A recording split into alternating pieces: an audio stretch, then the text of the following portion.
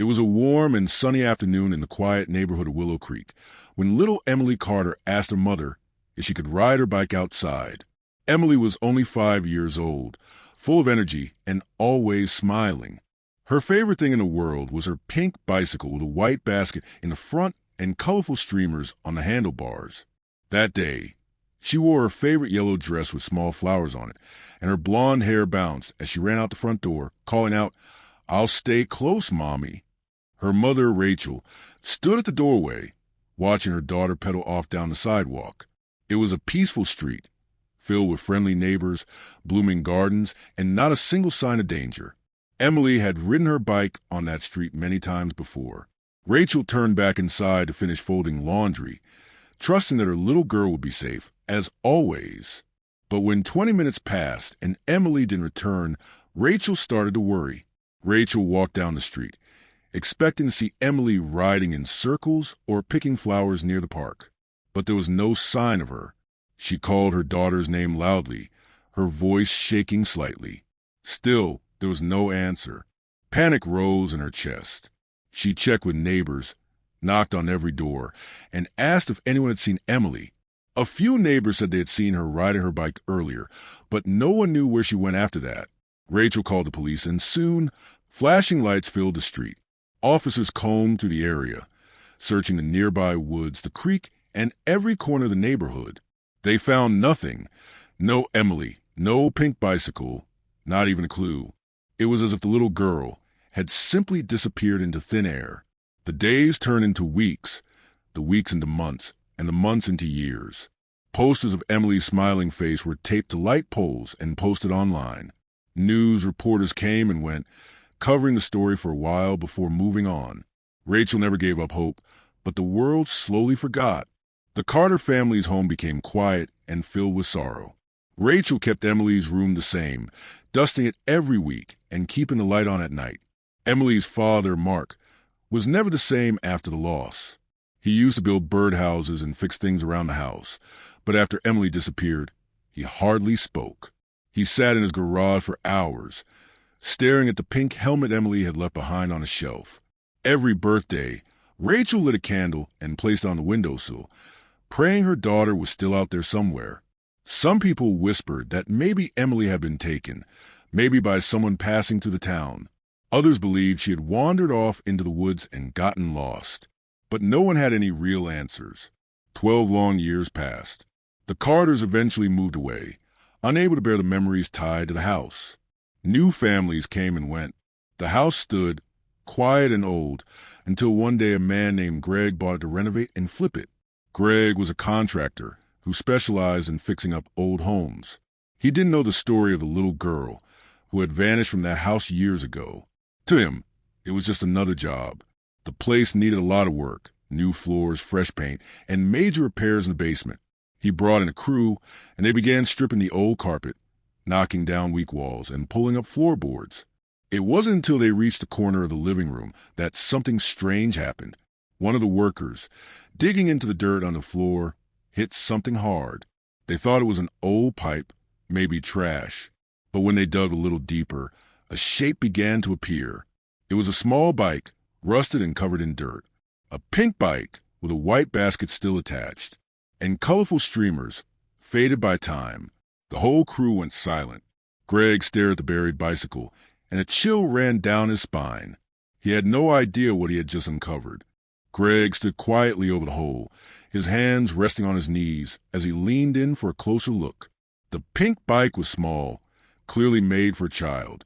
It was halfway buried in hard-packed dirt beneath the floor, as if it had been hidden there on purpose. The frame was rusted, but the colors were still visible. The white basket was crushed on one side, but still held a few dried flower petals inside, untouched for years. The colorful streamers hung lifelessly from the handlebars, faded but recognizable. One of the workers, an older man named Lewis, stepped back and whispered, "This don't feel right." Something about the discovery made everyone uncomfortable. It wasn't just that they had found a child's bike on the floor. It was the way it had been hidden, the way the earth seemed to grip it, like it didn't want it to be found. Greg called the local police right away. He wasn't sure what this was, but he knew it needed to be reported. An officer named Jenna Monroe arrived about 30 minutes later. She had grown up in the area and knew the stories. When she saw the pink bike in the hole, her heart stopped. "I think I know what this is," she said quietly, kneeling beside the edge of the dirt. She pulled out her phone and searched through old case files. A few minutes later, she found a picture of a smiling little girl in a yellow dress, sitting proudly on a pink bike. The same bike. "This is Emily Carter's bicycle," she told Greg, showing him the image. Greg felt the air leave his chest. "The girl who vanished 12 years ago?" he asked. Jenna nodded. "She rode off on this bike, and no one ever saw her again." News spread fast. Reporters returned to the quiet street, just like they had 12 years earlier. Police blocked off the area and brought in forensic experts. They carefully removed the bike and began digging deeper. Everyone feared the worst, that they might find something more, something that had been hidden along with the bicycle. Rachel and Mark Carter were contacted. They had moved to another town, trying to start over. But when Rachel heard what was found, she broke down. She had waited so long for answers, and now part of the truth had been uncovered. But it raised more questions than it answered. Why was the bike buried under the house? Who put it there? And what had happened to Emily? Investigators searched every inch of the home, inside and out. They used special machines to scan the ground, searching for bones or other evidence. Dogs were brought in to sniff for traces of human scent. But no remains were found, just a bike. Still, it was a huge breakthrough. The police began re-examining the case from the beginning. They re-interviewed neighbors, old tenants, and anyone who had lived in or near the house over the past 12 years. One neighbor, Mrs. Dunley, now in her 80s, told police something she had never shared before. "I always thought I saw something strange that day," she said. "I was in my kitchen by the window. I looked across the street and saw Emily riding her bike.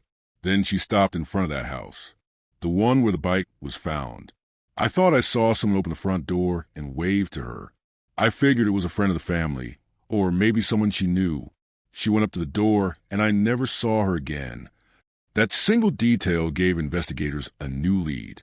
If someone inside the house had lured Emily in, that person must have been living there at the time. They pulled up the records.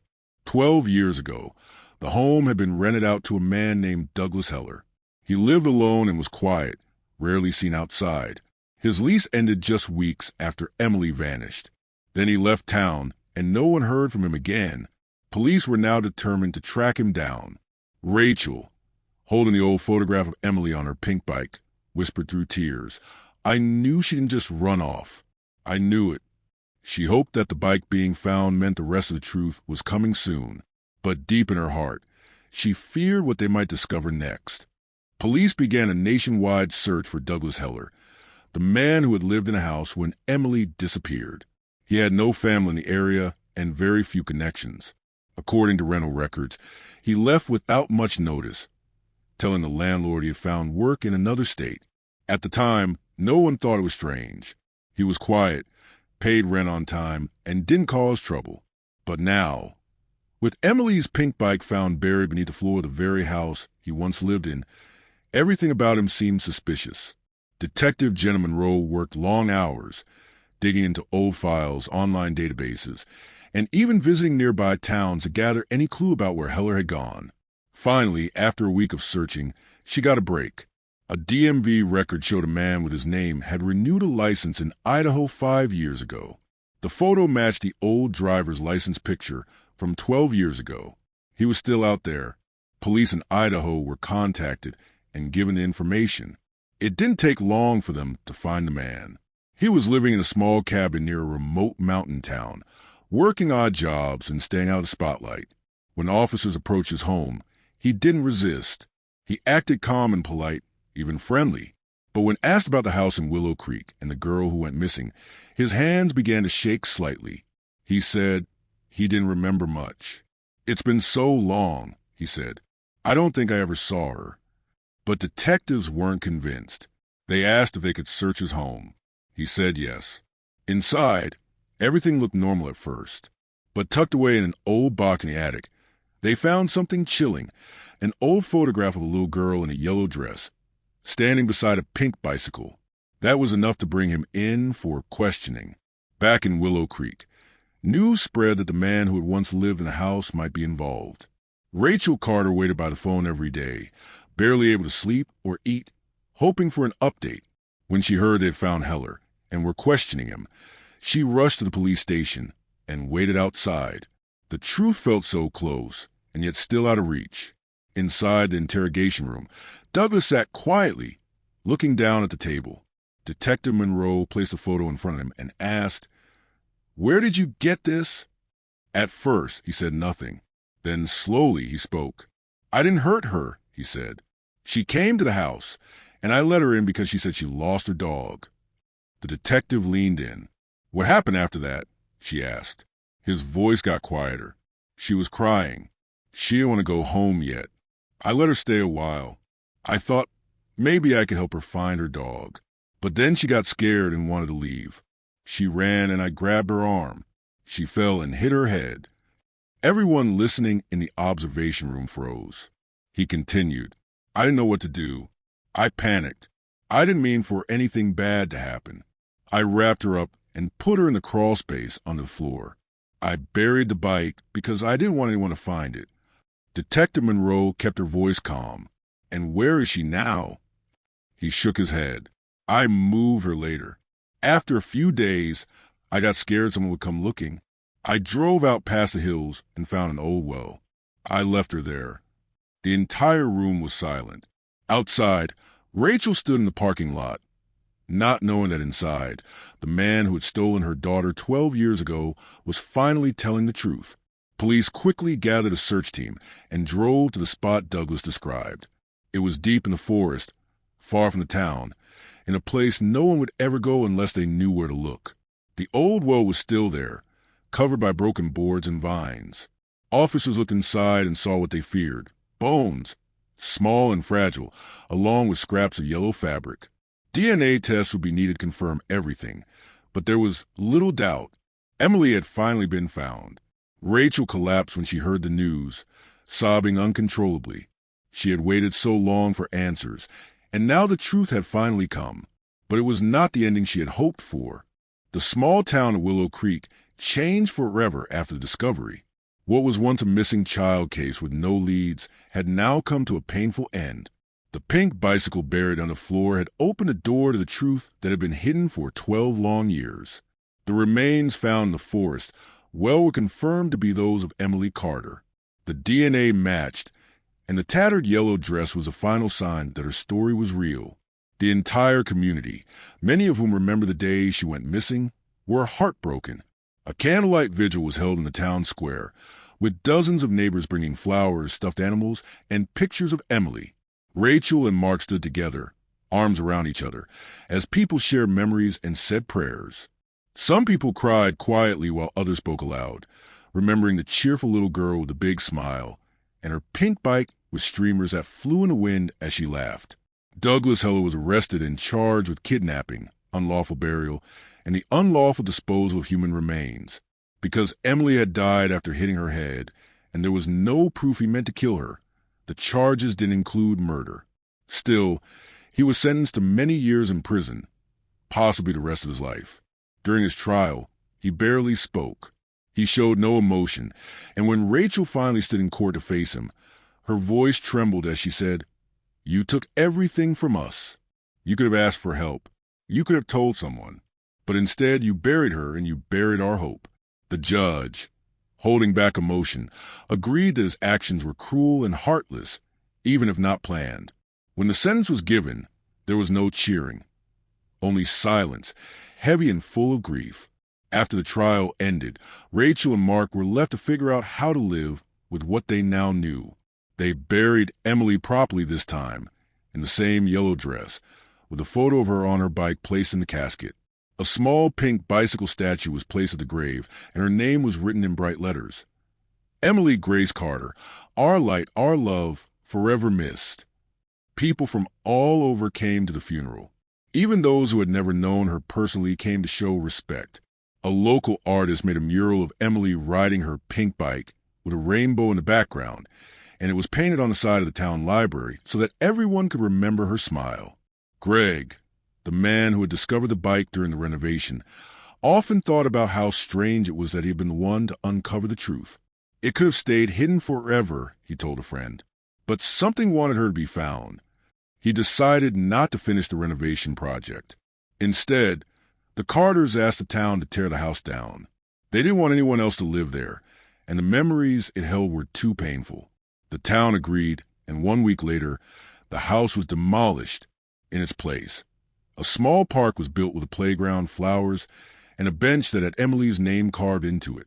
Children now laughed and played there, and every time a little girl rode by on a bike, people would smile sadly, remembering the girl who had once done the same. Rachel visited the park often. She would sit on the bench and watch the children play, wondering what Emily would have been like if she had grown up. Would she have played soccer, learned piano, had a best friend, she often thought.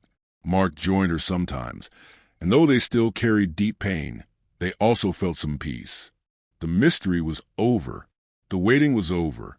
Emily was no longer lost. Her bike had led them back to her.